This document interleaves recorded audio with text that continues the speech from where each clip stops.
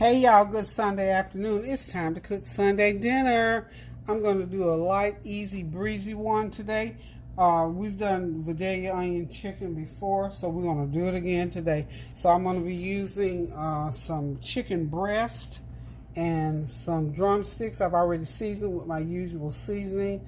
Onion powder, garlic powder, complete seasoning, my everything but the kitchen sink seasoning, and some black pepper. And this is the Vidalia vinaigrette onion marinade that I'm going to be putting over the chicken. So what I'm going to do with the chicken, oh yeah, and I've got my rice already cooking over here. It'll be done shortly, jasmine rice, as you know. So when it gets done, we're going to use that. We're going to serve this chicken on top of that rice. Now in my skillet, I've got some butter and some olive oil. I'm getting ready to go ahead and sear this chicken and get it sort of brown it up a little bit. And then I'm going to put it in the oven for about 45 minutes, and it's going to be ready to put on the table, y'all. So we're going to go ahead and I think that skillet's hot enough. Keep an eye on my rice there. It's about done here in a few minutes. So I'm going to go ahead and get started putting those chicken parts and pieces in there. So we're going to start with I'm going to get my drumsticks going first. And I'm not getting too hot in the beginning because I got butter in there. Try to get all these drums in. But you know, the breast, you don't have to cook them that long, so I'll cook them last. So I think I got about 8 drums to put in. Okay.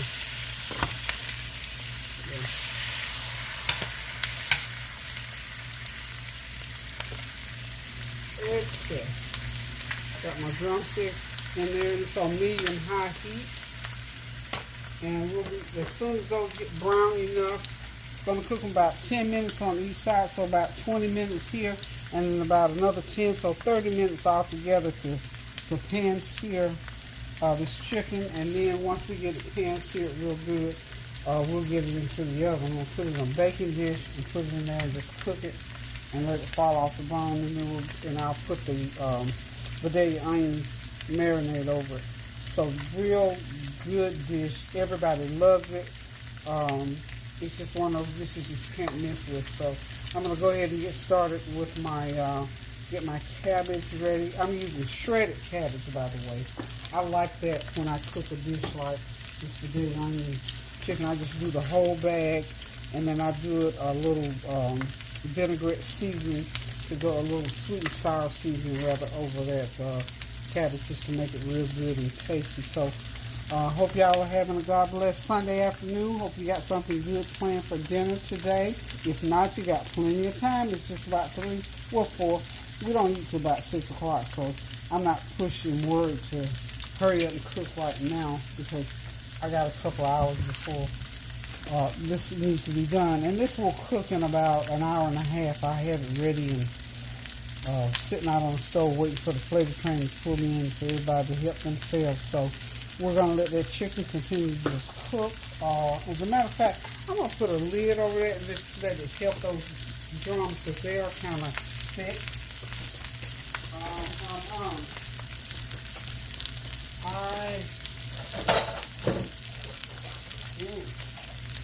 Y'all, here goes the dog. There you go. We're going to put the lid over it like so. You just let it cook. And what that'll do, that steam will help it to cook through. And I'm going to leave it cracked just a little bit because I don't want it to produce any juice in there, okay? I just want it to just sear real good. And then that steam will lock in the flavor and it'll help to cook those drumsticks, okay? And I don't have to leave them in the oven so long. So, what have y'all been doing this weekend? I did a video yesterday. I got to get it uploaded. But I've been just sort of taking it easy. The weather is gorgeous, y'all. It is now sort of cool. I'm not having to run my air conditioner except a little bit in the evening time. So, I'm excited and grateful. That helps out with the electric bill and all that kind of good stuff. And it just feels good to have that nice, fresh, God-made fresh air blow across you to cool you off versus having air conditioning there. Of course, I've been listening to the news a little bit. We're yet praying that this vaccination situation will soon come under control. And you know, people, everybody has an opinion, including me and you, of course, about what should happen. Well, personally, some people feel like, you know, nobody should be butting in. Sometimes somebody needs to butt in. It's just like raising children. Certain things you don't bother, you let them sort of get on their own and do. But then there are times when you got to bring certain things to a screeching halt. I mean, come on now. Enough of certain things is just enough, and we just have to know when. So we need to get this thing under control so we can get back to business as usual. We can get back to comfortably having our family and friends over and not being afraid of catching this virus. I mean, I've heard so many horror stories about little children getting the virus, elderly people getting the virus, and didn't have any recourse to do anything about it. So I've known just this last week an individual who was the son of a person that I know really well, and I spoke with the sister last evening, and these people are devastated that this young man died from COVID. And they're devastated. Well, I mean, if you don't get the vaccination, you don't give yourself a chance. And so once that threshold goes by, or that window closes, or that window of opportunity closes down, there's nothing that you can do, because once you get the virus, and if you survive it and come through it okay, yeah, you can go back and get the vaccination. But who wants to go through with something that feels worse than pneumonia? I mean, when you could prevent it. I mean, I don't. I tell you that. So, y'all just have a God bless Sunday afternoon. Pray without ceasing. You know, love on one another. Make good memories. I talked to some of my children in Atlanta. Some of my adopted children, Shonda and Terry. Talked to them, Lord Jesus, I talked to them 4 hours. They were on their way from Florida visiting their first grandchild. So I had the best conversation with them. We just talked and loved on each other. And because we hadn't talked in so long, we just talked, so we had to catch up. So it's good to have, you know what? God is so awesome and so good about how he does in me and my life. He knows I'm his daughter. He knows what I like. He knows what motivates me. He knows when I'm praying about stuff and needing to hear certain things. He just knows, and he places before me the things that I need in order to make those things happen. Because after all, he said he will perfect everything that concerns me. So something as simple as being able to talk to somebody that you haven't talked to in a while. And God knows I could pick up the phone and call them anytime I want to.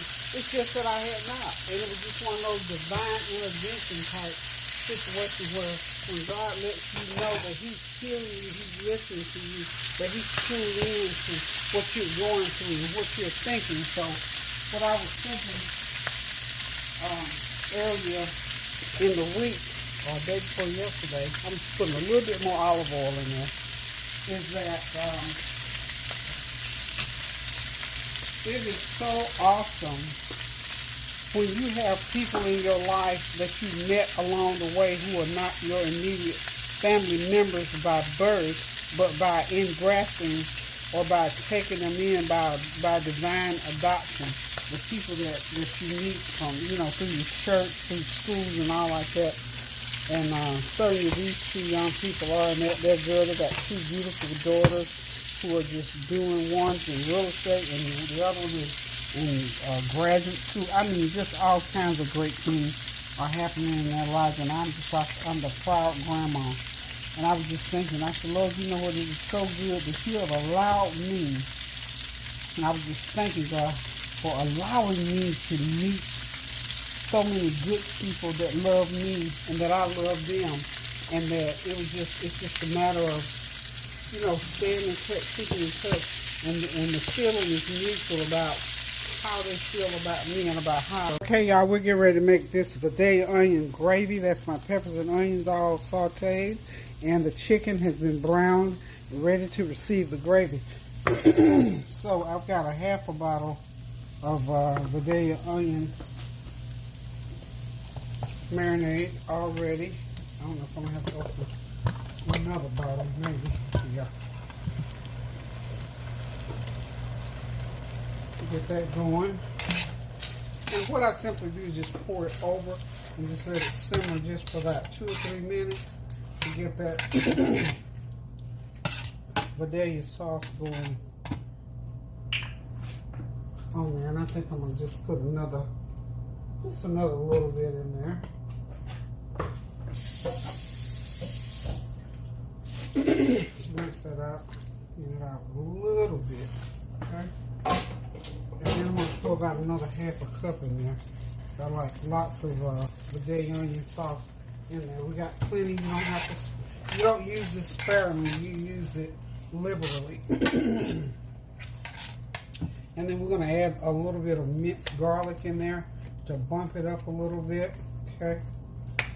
Just turn that heat up so it'll go ahead and start bubbling and cooking, because we want all these ingredients to cook together. And then about a tablespoon of that minced garlic. So let's get rid of that and change it over to this. Woo, that Vidalia onion, this is just some good stuff. You can make a salad and pour it over your salad, and as you can see, you can cook it. It's especially good with chicken. You can do it with beef or pork, either one. Normally I do it, my friend Barb turned me on to the Vidalia onion chicken years ago, and I have loved it ever since, So let it bubble a few minutes, then we're going to pour it over the chicken. By that time my oven should be at 375, which is where I'm going to bake it for about 45 minutes. That is just so wonderful, y'all. So wonderful. Okay. It's bubbling, y'all. It's bubbling. Okay. So now what I'm getting ready to do, I'm getting me a spoon here. And get ready to just shower this chicken with this sauce. Okay. So this is just that simple. It's a very simple, delicious meal. It's going to be coming from this.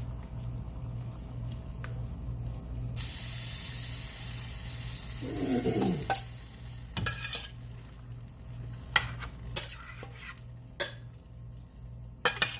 is just how you do it. This is simple. Just that easy, y'all. Y'all thought it was going to be some big, overblown production. This is all it takes. Just make sure you get all your good. Y'all know I'm going to get every bit.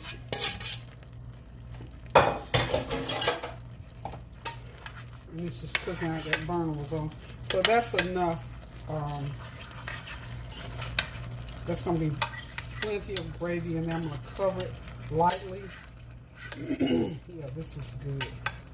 So we're getting ready to put it in a 375-degree oven for about 45 minutes, and we'll be well on our way to eating this dinner. The flavor crane should be pulling up just about the time that this gets ready, okay? So, let's get some foil to place over it. There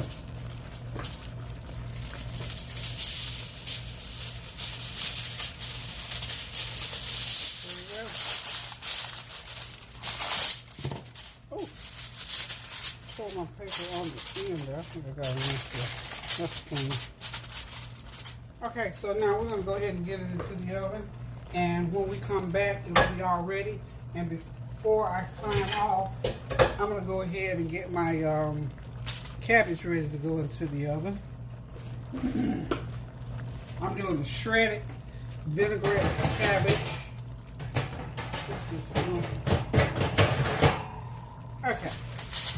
Ready for the oven. Put it in there, and we're going to set it and forget it for about 45 minutes. How's that? Okay, we'll get the skillet on over here. This is my skillet that I'm going to be doing my stir-fried cabbage. And this is just some shredded cabbage, y'all. And I'm going to do some, I got these nice sweet onions that I purchased.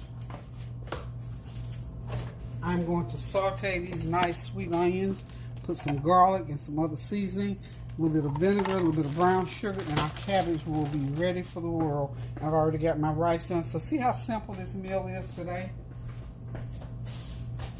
Again, like I said, if you want to catch up with me, you may do so, because this I'm not racing with this meal today. It is underway, but it's no big rush because it's not a whole lot to do, y'all. I like these kind of easy breezy meals. I was telling my son and daughter that I was talking to earlier. Taste that, y'all. Tell my son and daughter that I was talking to earlier. I've learned how to sort of pace myself since I've had a few health issues. You know, you have to learn how to pace yourself and keep yourself out of harm's way when you overdo stuff. So I kind of be overdoing things at times. So we're going to go ahead and get those onions in first. And let them saute up a little bit. And then when they saute for about 5 or 6 minutes, we're going to go ahead and put the cabbage in. So hang on, y'all. Okay, y'all, it's time to get these cabbage. I have sauteed my onions pretty much all the way till they sort of get really nice and translucent like they are there, and just season them a little bit, not a lot. Put a little bit of complete seasoning on them. So now I'm just going to start putting my cabbage in. This is just shredded cabbage, y'all. Nothing out of the ordinary, just shredded. I like to use this when I'm making this type of cabbage. So what I'll do now is start stirring some of the onion in. Stir the onion. And then I'll start adding in my other seasoning. I'm just going to put my, y'all know I got to put my garlic in there. My garlic. This is going to be about a couple teaspoons of garlic in there all together. And we're going to sprinkle a little bit of chicken bouillon of seasoning in there. And we're going to put a little bit of complete seasoning. And we're just about a teaspoon each.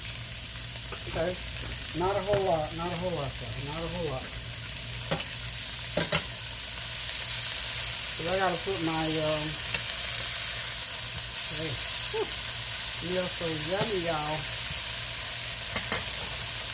And I'll install another installation of Cabbage. And this is like, I believe this is a pound bag of my cabbage. Another little sprinkle.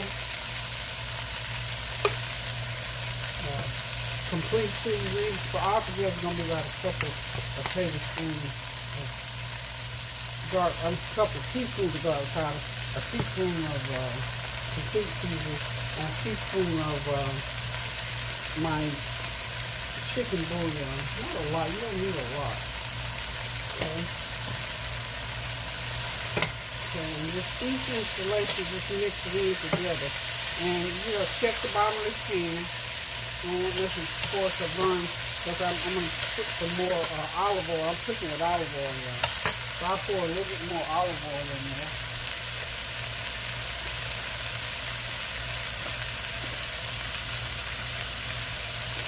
Couple tablespoons of olive oil. So altogether, probably a fourth of a cup of olive oil.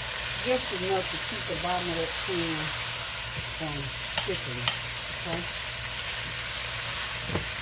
Alright, now this is the last installation of cabbage.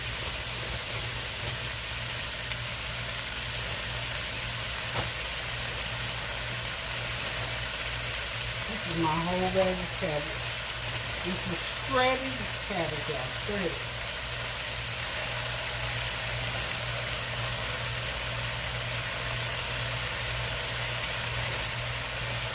Okay. That's the last installation of cabbage. And go ahead and stir. Smells so wonderful. Wonderful, y'all. Wonderful, wonderful, wonderful. I'm back, just about ready to wrap up the dinner, about ready to take this chicken out in about 5 minutes. As soon as I mix up my, this is a test kitchen item.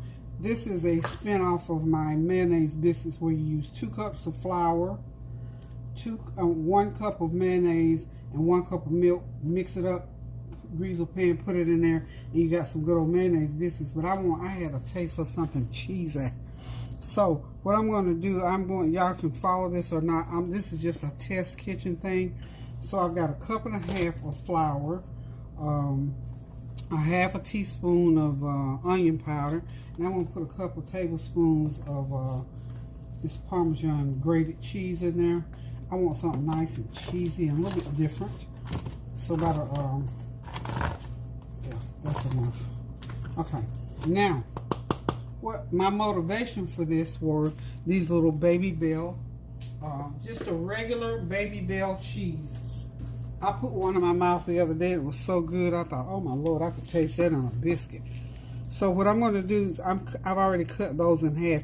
Just take your knife and go through and cut them as even as you can. Just cut them in half like so, just like that.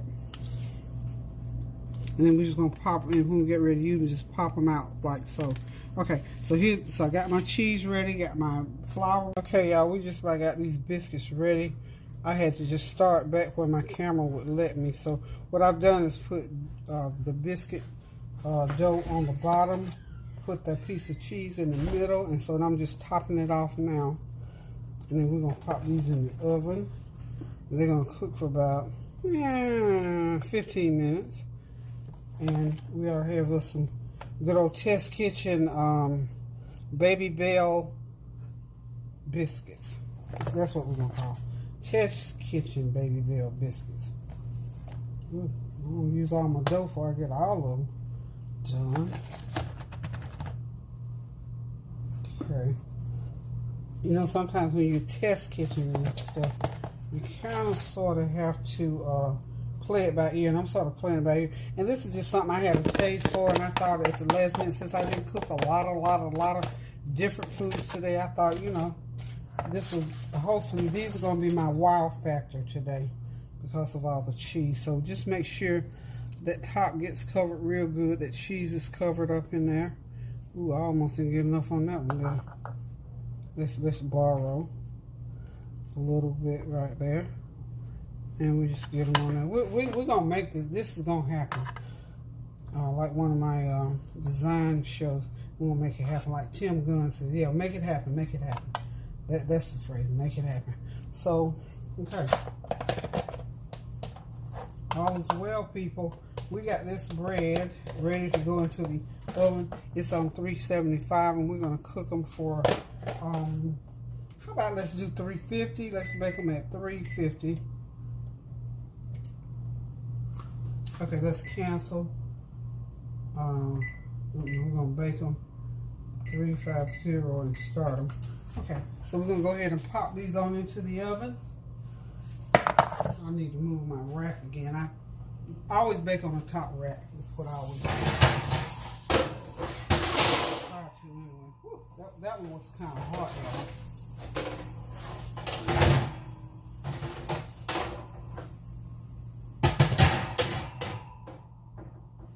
Okay, we're going to get this rack in a minute.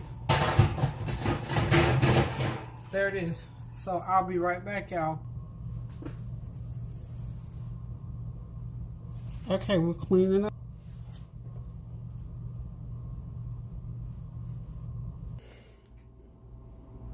Okay, y'all. Dinner is ready. Okay, the biscuits are ready. They're out. That cheese is oozing out. They taste wonderful. Y'all know I had to taste one. I cut it open just so I could make sure they were like the consistency was like it's supposed to be. I cooked these approximately 17 minutes at 375. I'm sorry, yeah, what's it? 375, 350. And then I upped it for about 4 or 5 minutes to 375 just to go ahead and get that good golden brown crisp on them. So they're ready to eat. And the cabbage back there is shredded cabbage, cooked with all my usual spices and a touch of vinegar. Didn't put any sugar in it this time. I usually make a vinaigrette sort of a sweet, but this is a vinaigrette without the sweet to it. That fluffy jasmine rice, which is what we're going to serve that good old Vidalia chicken with. So we get ready to sit back, relax, and enjoy this Sunday meal. It's a simple meal, but it's a great meal. It's a good meal. It's a meal that we can fellowship over, love on one another, and make some good old memories over.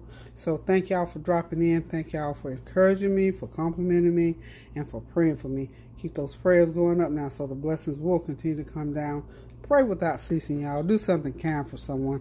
A phone call, a text message, a letter, a card, or just drop by.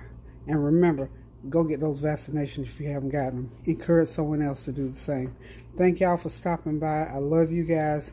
Thank you guys. And until I decide to cook again, here comes the flavor train. Toodaloo. Hey, boy.